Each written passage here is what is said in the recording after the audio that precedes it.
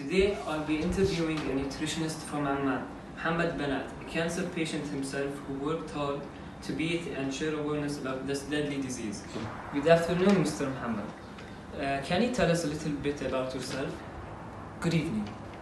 Yes, I am Mohammed Banat, and originally I'm an IT person, and I still am. And what's happened is that back in 2006, I came across the fact that I have brain cancer, and it was by coincidence. And back then, since I was doing whatever I was doing in IT, I simply decided to do nothing. And that was recommended by my doctor. Ignore it and let's just sit and watch. Then in 2008, something happened. I had a seizure, which is basically that your brain isn't functioning properly and things aren't happening. This was happening for about 10 seconds, twice a day. That gave me feedback internally saying, Mohammed, you have to do something different. So I went through tests. I saw other doctors. And the quick answer was, oh my God, how have you been ignoring all of that? And that's the moment I've discovered I can't just trust one doctor to give me the opinion of such a critical thing. And then I've decided to look into, I think I've seen 6 doctors in Amman to see what they're going to say. And the bottom line was, you have an inoperable disease, meaning they can't cut off my head, they can't do anything about it, you just have to also sit and wait. I think I've seen 6 doctors in Amman to see what they're going to say. And the bottom line was, you have an inoperable disease, meaning they can't cut off my head, they can't do anything about it, you just have to also sit and wait. Now I have decided that maybe the world has a bit more than just say, sit and wait. Or the word inoperable. Inoperable means there is no way to make an operation to take off that cancer. That's what it is. And the reason it was inoperable is because it was in an area in the brain where this is the place where you basically have memory, you make decisions, you talk, so it's a very critical location. What happened afterwards is that through another friend, I've got to know someone who is, in theory, the second best person in the world in operating on brain tumors. So I went to Canada and I found out that my brain tumor is actually operable. So I decided immediately, you know what, guys, let's just cut off my brain. I don't want any cancer in my body. So I did. And that was in 2009. So just about the next minute that I finished my brain tumor resection, they called it a resection because they cut off, but I finished my brain tumor resection, they call it a resection because they cut off parts of your brain. I've discovered that I've lost parts of my brain that actually does stuff like counting to 10, for instance. So what did doctors tell me? Live your life, eat all the food you'd like, things are just gonna get better. So I did, because a doctor is talking, right? Remember, he's the second best doctor in the world. So I lived with that. Just about a year and a half, I did what's called an MRI. An MRI is basically a machine that can read into your brain and see what is happening without hurting you. And I've discovered that my brain tumor is developing. In other words, tumor is growing back. That's the moment I felt betrayed, right? Because this was supposed to be happening differently, right?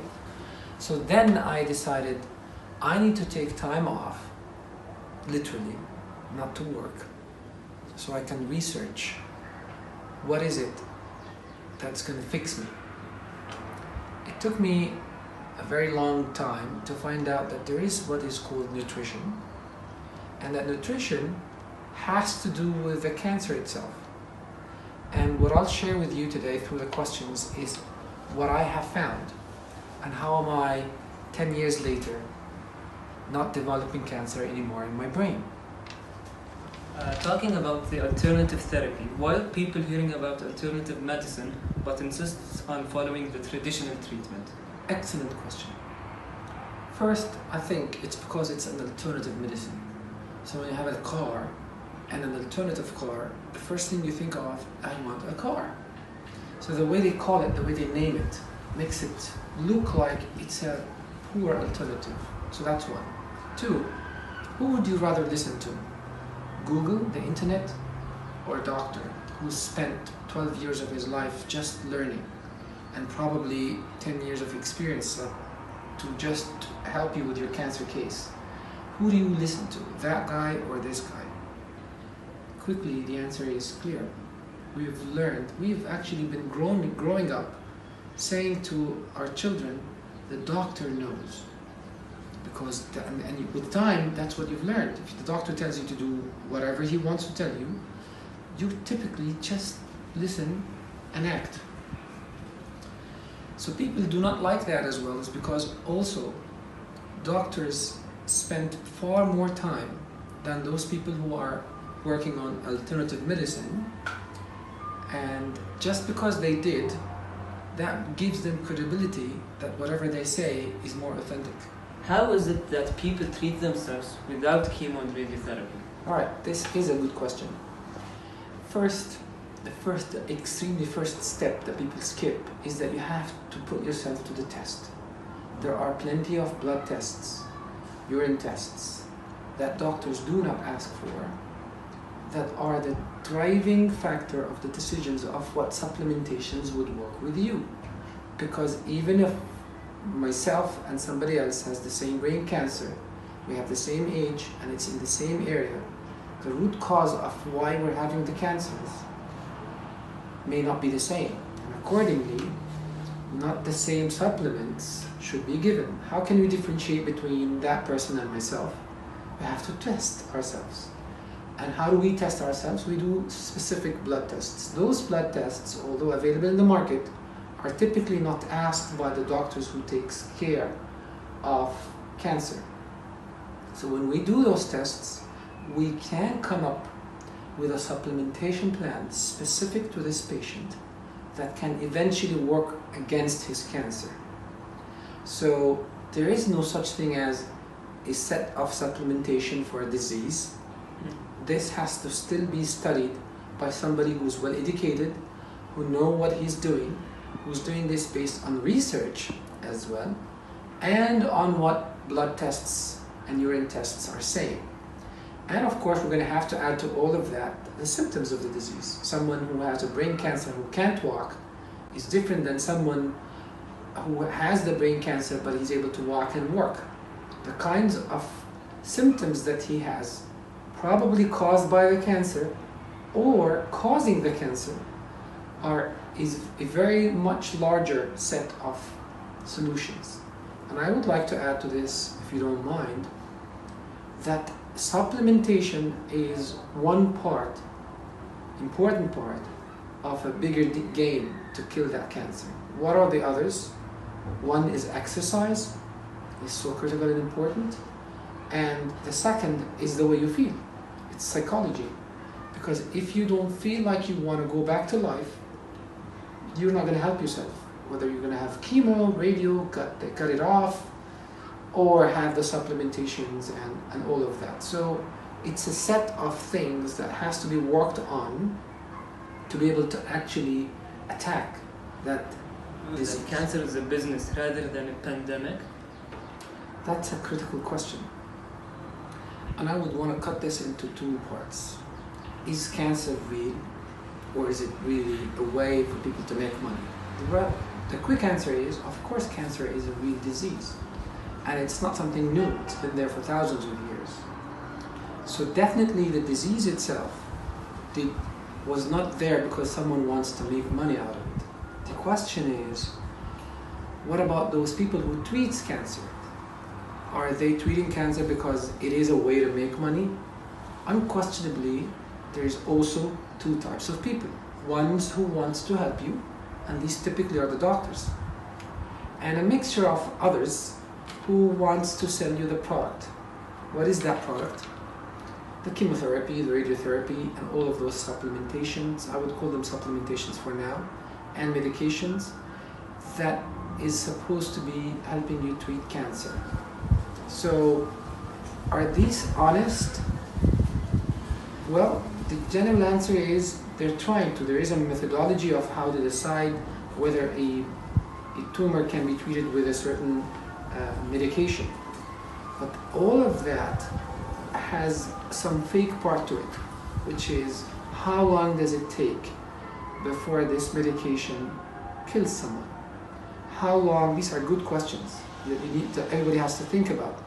If I am on such medications, how much of my life is going to be extended if I took those medications?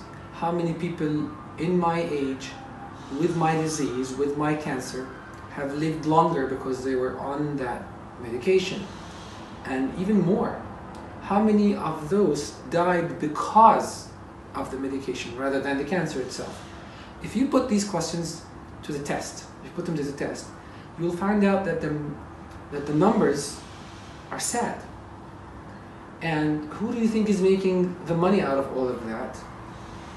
The business, the ones who are running the business. And again, it's not the doctors, it's not the hospitals necessarily, it's the others. I think it's clear who they are.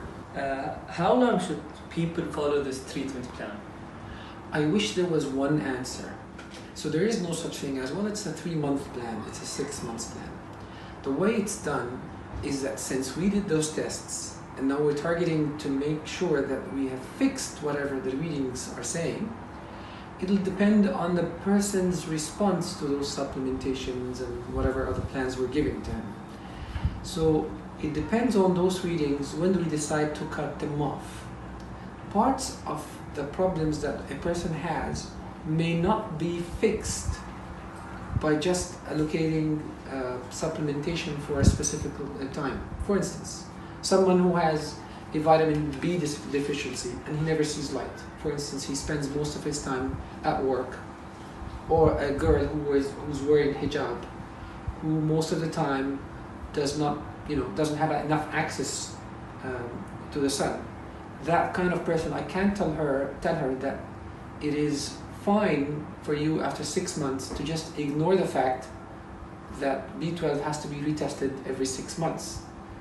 So the quick answer is it depends. That's A. B, most likely there will be a change every 3 to 6 months to how your body is responding. So we have to retest. And a different set of supplements, hopefully less set of supplements, are going to be done or be taken. And the last part is, most of the time, a smaller set of the supplementation has to be continuously taken because you had a disease and you have something different and you have to continuously take care of yourself. Does this treatment cause any serious side effects? This is a question that people ask quite often. And I find it to be funny that people don't ask that question when they take more serious medications from the doctor. But the fact is, there is no such thing as taking a supplementation and thinking there will not be any side effects. Even taking real food in certain dosage can cause you trouble. So the quick answer is yes, there might be side effects.